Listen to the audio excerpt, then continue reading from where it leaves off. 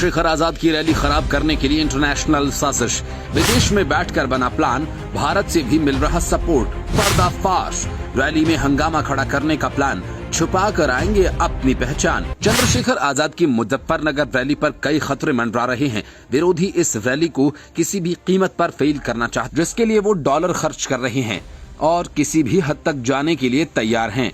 चंद्रशेखर आजाद ने दावा किया कि 26 नवंबर को मुजफ्फरनगर से 50 लाख लोग संविधान की शपथ लेंगे। अगर ऐसा हो गया तो सोचिए उत्तर प्रदेश में होने वाले विधानसभा चुनाव पर क्या असर पड़ेगा। इसलिए अब पीछे से हमला करने का प्लान बनाया जा रहा है और चंद्रशेखर आजाद को गिराने की कोशिश हो रही है। इस पूरे प्लान का अगले 2 मिनट में पर्दाफाश करेंगे, लेकिन उससे पहले आपको ये समझना जरूरी है कि सत्ता और विपक्ष दोनों आखिर चंद्रशेखर आजाद के पीछे क्यों पड़े हैं। क्योंकि उनके पास अभी केवल 1 लोकसभा सीट है और वो पहली बार पूरे तरह से यूपी के विधानसभा चुनाव में कूदेंगे। तो इसका जवाब है चंद्रशेखर आजाद का ग्राउंड पर रहकर काम करना। आज की डेट में अगर आप किसी से भी पूछेंगे कि उत्तर प्रदेश का कौन सा नेता जमीन पर सबसे ज्यादा काम करता है, तो चंद्रशेखर आजाद के विरोधी भी उन्हीं का नाम लेंगे। इसलिए सब लोग चंद्रशेखर आजाद को गिराना चाहते हैं, लेकिन उनकी कोई भी चाल अभी तक कामयाब नहीं हुई है।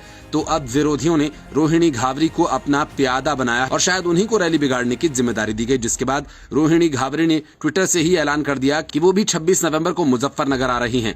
उन्होंने सोशल साइट एक्स पर लिखा कि मंच चंद्रशेखर का, लोग चंद्रशेखर के, लेकिन शपथ डॉक्टर रोहिणी घावरी की। मंच पर आकर तेरे साथ ही बैठूंगी, स्पीच भी दूंगी। यही सपना था ना तेरा कि हम एक मंच पर होंगे, और वो सपना मैं पूरा करके दिखाती हूँ। देखते जा अब तमाशा। हिम्मत है तो रोक के बता देना। लेकिन सवाल यह है कि क्या रोहिणी घावरी ये खुद कर रही हैं या उनसे कोई करवा रहा है, क्योंकि सोशल मीडिया पर एक और स्क्रीनशॉट घूम रहा है जिसे प्रियांशु कुमार नाम के एक ट्विटर यूजर ने एक्स पर शेयर किया, जिसमें ट्विटर पर कुछ लोगों के साथ ऑनलाइन कार्यक्रम कर रही हैं, जिसका नाम दिल की बात विद रोहिणी घावरी है। उनके इस कार्यक्रम में स्वामी आनंद स्वरूप भी शामिल हैं, जो काली सेना के चीफ हैं और बाबा साहेब के घोर विरोधी।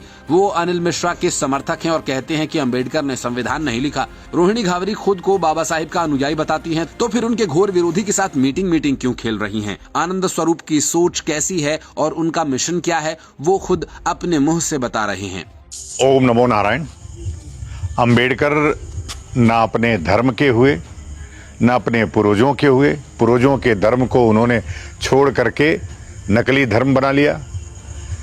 न अपने देश के हुए, न उन्होंने संविधान लिखा। आज उनको मानने वाले लाखों लोग भ्रमित होकर के इधर उधर कूद रहे हैं, इधर उधर हो रहे हैं, कहानियां सुन रहे हैं, कहानियां बना रहे हैं। हम आज भी सनातनी लोगों के साथ हैं, चाहे वो किसी वर्ण किसी जाति के हों। हमको निज गौरव, अपने अभिमान, अपने जातीय गौरव होना ही चाहिए, लेकिन हम सब एक हैं, जितने सनातनी हैं। ये भीमटों की बात नहीं कर रहा हूं मैं। ओम नमो नारायण। अब सोचिए कि इस सोच के व्यक्ति के साथ रोहिणी घावरी क्या चर्चा कर रही होंगी। और जब से रोहिणी ने चंद्रशेखर आजाद की रैली में आने का ऐलान किया, तब से कुछ लोग वहां विवाद करने के लिए भी एक्टिव हो रहे हैं।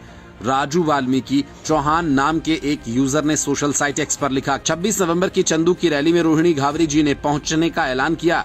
उसी मंच से चंदू की काले कारनामे उजागर किए जाएंगे। बहन रोहिणी वाल्मीकि के समर्थन में वाल्मीकि समाज भी पहुंचेगा। अगर चंदू समर्थकों ने वाल्मीकि समाज की बहन के साथ बदतमीजी करने का दुस्साहस किया तो अंजाम भुगतने के लिए तैयार रहें। इस तरह की धमकियां सोशल मीडिया पर दी जा रही हैं, जिसके बाद सवाल उठ रहे हैं कि क्या चंद्रशेखर आजाद की रैली को नाकाम करने के लिए साजिश रची जा रही है। अगर आपको भी ऐसा लगता है तो कमेंट करके अपनी राय जरूर दें।